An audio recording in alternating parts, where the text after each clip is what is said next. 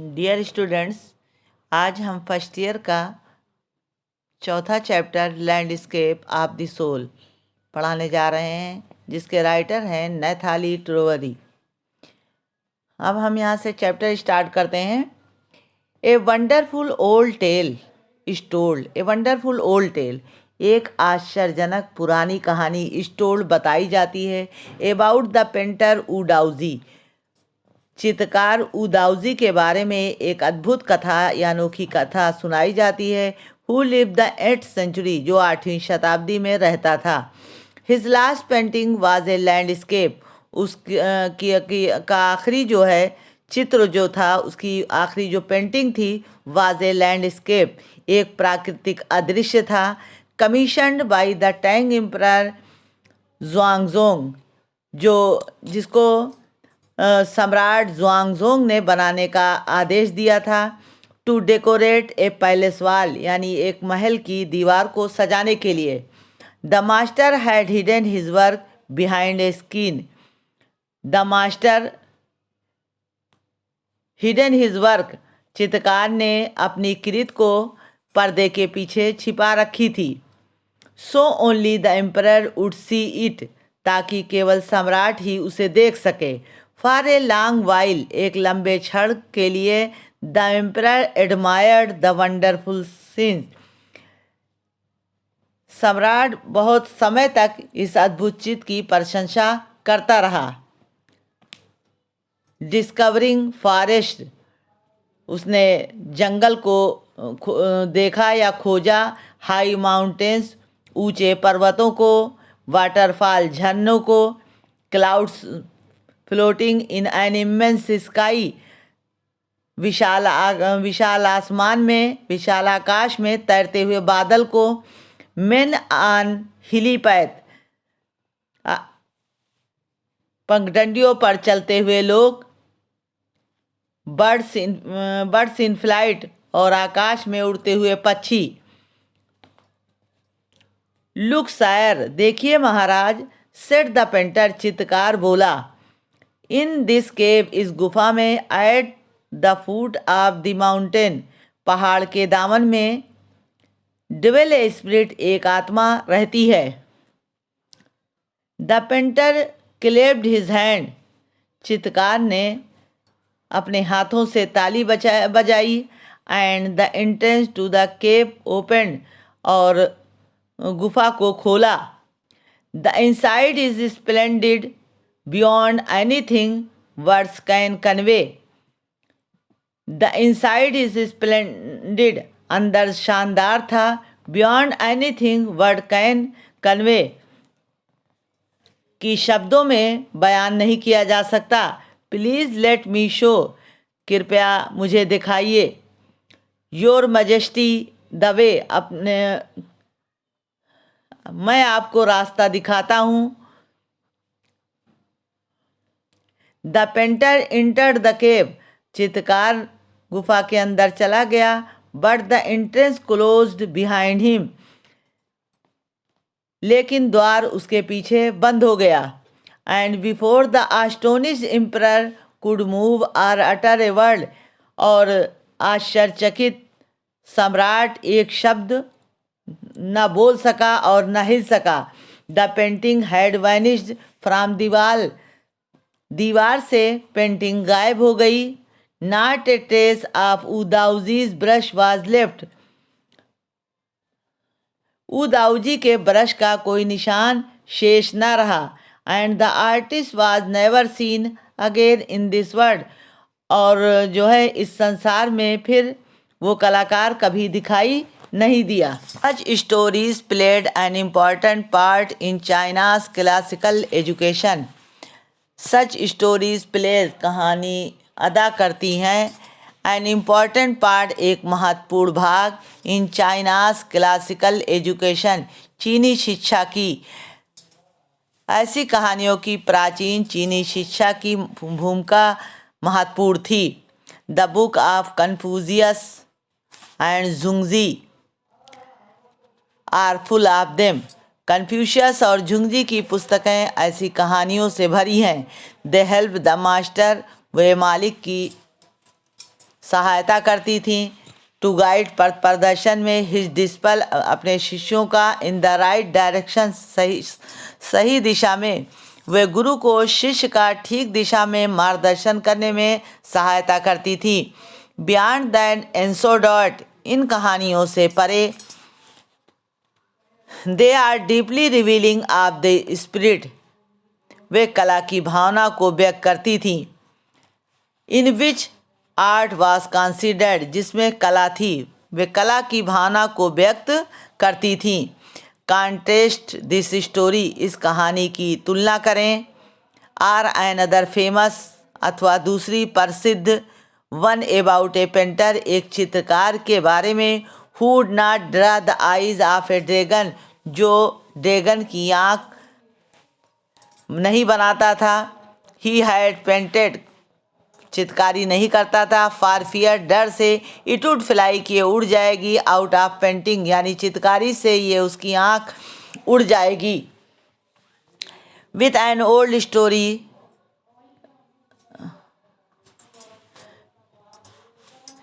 With an old story from my native Flanders, एक with an old story, एक पुरानी कहानी, फ्रॉम माई नेटिव फ्लैंडर्स, मेरे देश फ्लैंडर्स की, दैट आई फाइंड, जो मैंने पाया, most representative of western painting, जो पाश्चात्य चरित्र की प्रतीक थी।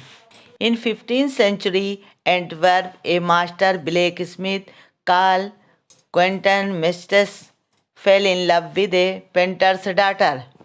इन 15th century एंटवर्प, 15वीं शताब्दी में एंटवर्प में, 15वीं शताब्दी एंटवर्प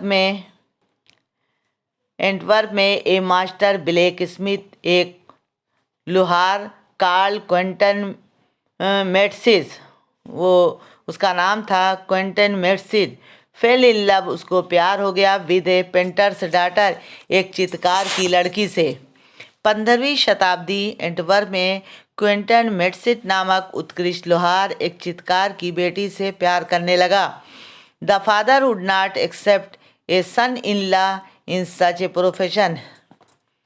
द फादर, पिता जो है ऐसे व्यवसाय करने वाले, the father would not accept, स्वीकार नहीं करना चाहते थे, ए सन इन लॉ, दामाद को, इन सच ए प्रोफेशन, इस प्रकार के व्यवसाय के, पिता ऐसे व्यवसाय करने वाले को अपना दामाद नहीं बनाना चाहते थे।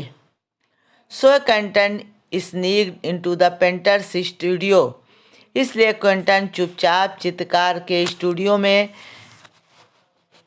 घुस गया। Sneak into the painter's studio and painted a fly, और एक मक्खी की चित्रकारी किया, ऑन हिज लेटेस्ट पैनल, ताज़ा चित्रपट पर। इसलिए क्विंटन चुपचाप चित्रकार के स्टूडियो में गया, वह उसके ताज़ा चित्रपट पर मक्खी बना दी। विद सच डेलिकेट रियलिज्म, इतनी सूक्ष्म यथार्थ कि, that the master tried to swat it, कि मास्टर ने उसको मारने की कोशिश की। Swat it away before he light, जब उसने महसूस किया, वाट एट हैपेंड, इतनी सूक्ष्म यथार्थ की कलाकार उसे मारने का प्रयत्न करने के बाद भी जान गया कि क्या हुआ था। Quinten was immediately admitted as an apprentice into his studio, Quinten को बुलाकर अपनी स्टूडियो में शिष्य बना लिया। He married his beloved and went on to become one of the most famous painter of his age. वह क्विंटन का विवाह अपनी प्रेमिका से हो गया और बाद में अपने समय का प्रसिद्ध चित्रकार बन गया। These two stories illustrate what each form of art is trying to achieve a perfect. These two stories, ये दोनों कहानियाँ illustrate, दर्शाती हैं, what each form of art is trying, कि प्रत्येक कला क्या लक्ष्य प्राप्त करना चाहती है, to achieve a perfect, कि प्रत्येक कला क्या प्राप्त करना चाहती है, इल्यूजनिस्टिक लाइकनेस। यूरोप में भरपूर मायावी सादृश्य। The essence of inner life, आंतरिक जीवन, एंड स्पिरिट इन एशिया, और आत्मा का सत्व। फिर से देखें, these two stories illustrate what each form of art is trying to achieve a perfect illusionistic likeness in Europe, the essence of inner life and spirit in Asia. These two stories, ये दोनों कहानियाँ illustrate दर्शाती हैं what each form of art, किस प्रकार की कला is trying, कोशिश कर रही है to achieve a perfect, प्राप्त करने की पूर्ण illusionistic likeness in Europe, Europe में भरपूर मायावी the essence of inner life, Asia में आंतरिक जीवन, एंड स्पिरिट इन एशिया, आत्मा का सच। In the Chinese story the emperor commission a painting. In the Chinese story, चीनी कहानी में, द एम्परर कमीशन, सम्राट ने आदेश दिया, ए पेंटिंग, एक चित्रकारी का, एंड अप्रिशिएट, और इसकी प्रशंसा की, इट्स आउटर अपीयरेंस, इसके बाह्य रूप की प्रशंसा की। चीनी कहानी में सम्राट ने चित्र बनाने का आदेश दिया और उसके बाह्य रूप की यानी बाहरी रूप की प्रशंसा की। But the artist reveals to him the true meaning of his work. But the artist reveal him, लेकिन कलाकार ने reveals to him the true meaning of his work, कलाकार ने अपनी कृत में सही अर्थ प्रकट किया। The emperor may rule over the territory, सम्राट उस क्षेत्र पर शासन करता है। ही हैज़ कंक्वर्ड, जिस पर उसने विजय प्राप्त की। But only the artist knows the way within, लेकिन अंदर का रास्ता केवल कलाकार ही जानता है। Let me show the way, let me show the way में the way, the Tao, a word that means both the path or the message. Tao के शब्द लेट मी शो में, let me show the way में, way शब्द का अर्थ रास्ता भी है और तरीका भी। And the mysterious work of the universe, और ब्रह्मांड का रहस्य भी।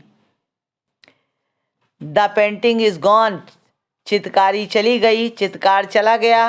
But the artist has reach his goal, लेकिन कलाकार जो है अपने उद्देश्य पर पहुंच गया। Beyond any material appearance, beyond यानी परे, एनी मटेरियल अपीयरेंस, किसी भौतिक प्रतीत से अलग या प्रकट हुए। A classical Chinese landscape is not meant to reproduce an actual view as would a Western figurative painting. Western figurative painting का मतलब यह है कि पश्चिमी प्रतीकात्मक चिन्ह।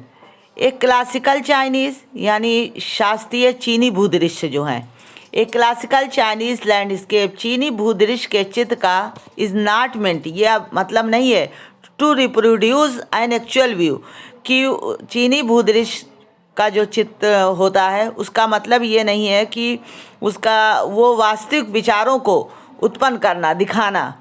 As would a western figurative painting, जैसा कि पश्चिमी प्रतीकात्मक चिन्हों में होता है। पश्चिमी प्रतीकात्मक चिन्हों में होता है कि जो कुछ विचार होते हैं वो सामने दिखाई देते हैं, लेकिन चीनी जो भूदृश्य का चित्र होता है उसका मतलब ये होता है कि वो वास्तविक नहीं होता है। सामने वाले को उसको देखना पड़ता है, उसके विचारों को समझना पड़ता है। Where is the European painter want you to borrow his eyes, European painter चाहता है कि वो उसकी आँखों को से देखे। And look at a particular landscape exactly as he side, उस तरह से देखे जिस तरह से वो खुद देखता है, ये यूरोपियन पेंटर चाहता है। फ्रॉम ए स्पेसिफिक एंगल, यानी एक विशेष दृष्टिकोण से देखे जैसे वो देखता है।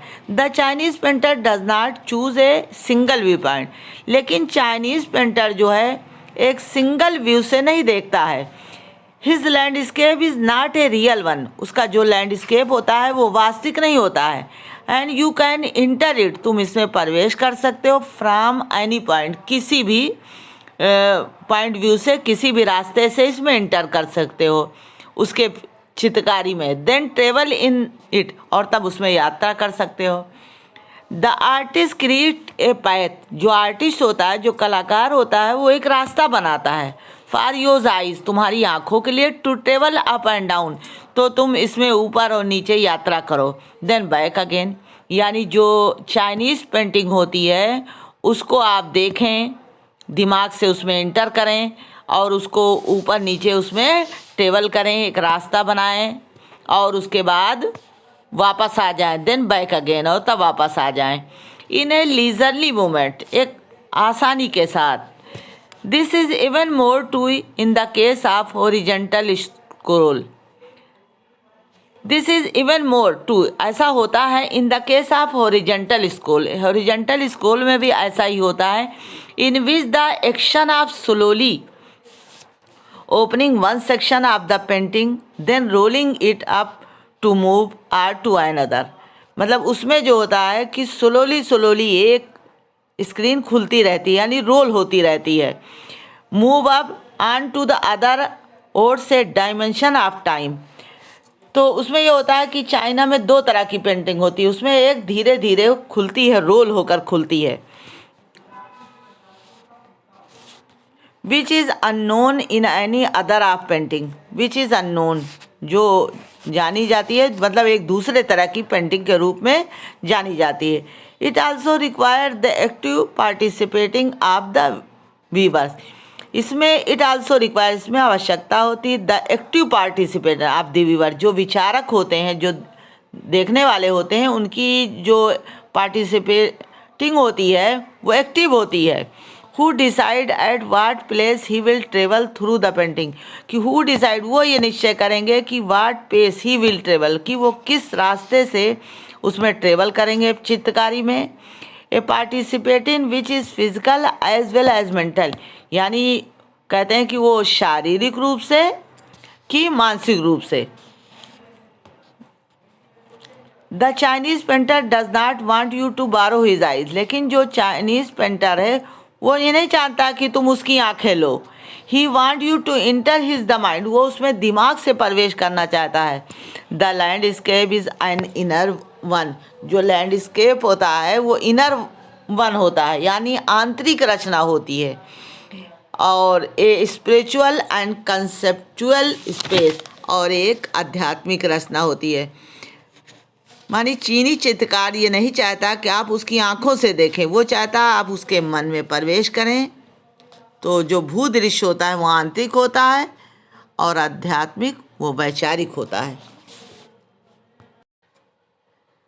This concept is express as shanshui, literally mountain water which used together represent the world landscape.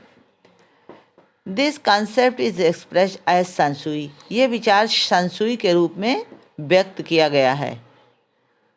Express means व्यक्त करना, एज संशुई, संशुई के रूप में। दिस कंसेप्ट, ये विचार इस एक्सप्रेस व्यक्त किया गया है संशुई, संशुई के रूप में ये विचार व्यक्त किया गया है। लिटरली माउंटेन वाटर, जिसका शाब्दिक अर्थ पर्वत और पानी से है। विच use together the word landscape, जिसे एक साथ प्रयोग करके भूदृश्य का द्योतक बन जाता है। विच इज यूज्ड, जिसका प्रयोग किया जाता है टूगेदर, एक साथ, रिप्रेजेंट द वर्ड लैंडस्केप, जिसे एक साथ प्रयोग करके भूदृश्य का द्योतक बन जाता है। More than two elements of an image, more than two element, दो तत्व होते हैं, ऑफ एन इमेज, एक चित्र के दो तत्व होते हैं। This represent two complementary poles, ये दो पूरक ध्रुव के प्रतीक होते हैं। Reflecting the Daoist view of the universe, जो दाऊ की विश्व की कल्पना को दर्शाते हैं। रिफ्लेक्टिंग, रिफ्लेक्ट करते हैं, दिखाते हैं, the Dau view of the universe, विश्व की कल्पना को, जो दाऊ की विश्व की कल्पना को दर्शाते हैं। द माउंटेन इज यंग, पर्वत यंग है। रीचिंग वर्टिकली टुवार्ड्स हेवन, जो लंबवत आकाश की तरफ बढ़ता है। टुवार्ड्स हेवन यानी हेवन की तरफ बढ़ता है। स्टेबल स्थिर रहता है। वार्म गर्म रहता है। एंड ड्राई इन द सन, और सूर्य में ड्राई रहता है, सूखा रहता है। जो लंबवत आकाश की ओर जाता है, धूप में स्थिर, गर्म और शुष्क रहता है। While the water is in, जबकि पानी जल जो है इन है। Horizontal and resting on earth, जो क्षैतिज है वो धरती पर लेटी है। फ्लूइड द्रव है। मोइस्ट नम है। एंड कूल और ठंडी है। द इंट्रक्शन ऑफ इन जो है इंट्रक्शन है यानी ग्रहणशील है। The receptive feminine aspect of universal energy, विश्व ऊर्जा का नारी जातीय पहलू है। Young active and masculine is of course a fundamental notion of Dev's, वह इसका प्रतिरूप यंग इसकी पारस्परिक क्रिया है। What is often overlooked, जो अक्सर दिखाई देता है, is an essential third element, जो तीसरा तत्व है जो दिखाई देता है आवश्यक रूप से। The middle void where their interaction takes place, जो बीच में स्थान लेता है। This can be compared, इसकी तुलना की जाती है with the yogic practice of pranayama, इसकी तुलना योग में प्राणायाम से की जाती है। ब्रीथ इन सांस लो। Retain interaction takes place. Breathe in retain breathe out, सांस लो और सांस रोको। The suspension of breath is the void where meditation occurs, श्वास का निलंबन शून्य है जहाँ साधना होती है। मध्य का शून्य आवश्यक है। The suspension of breath is the void where meditation occur. The middle void is essential, यानी जो है ये आवश्यक है। साधना जो है मध्य का शून्य जो है आवश्यक है। नथिंग कैन हैपन, कुछ भी नहीं हो सकता विदाउट इट, इसके बिना। Hence the important of the wide unpainted space in Chinese landscape, इसलिए चीनी भूदृश्य में सफ़ेद बिना पेंट किए हुए रिक्त स्थान का महत्व है। This is also where man finds a fundamental pole, यहाँ ही मनुष्य की मूल भूमिका है। This is also where man finds, जहाँ आदमी पाता है ए फंडामेंटल रोल, एक आवश्यक भूमिका। यहाँ पर मनुष्य की मूल भूमिका है। In that space between heaven and earth, आकाश और पृथ्वी के बीच में। ही बिकम्स, वो आता है the conduct of communication between both poles of the universe, आकाश और पृथ्वी के बीच स्थान में वो ब्रह्मांड के दोनों ध्रुवों के बीच संसार का चैनल बन जाता है। हिज प्रेजेंस इज एसेंशियल, उसकी उपस्थिति आवश्यक है। Even if it is only suggested, चाहे उसका आभास हो। far from being lost or oppressed by the lofty peak, चाहे उसका आभास ही हो ऊंची पर्वत चोटियों के बीच गुम होने अथवा दब जाने की बात। He is in François chains wonderful expression the I of the land scope, तो फ्रैंकोइस चेना की अद्भुत अभिव्यक्ति में वो भूदृश्य की आँख है।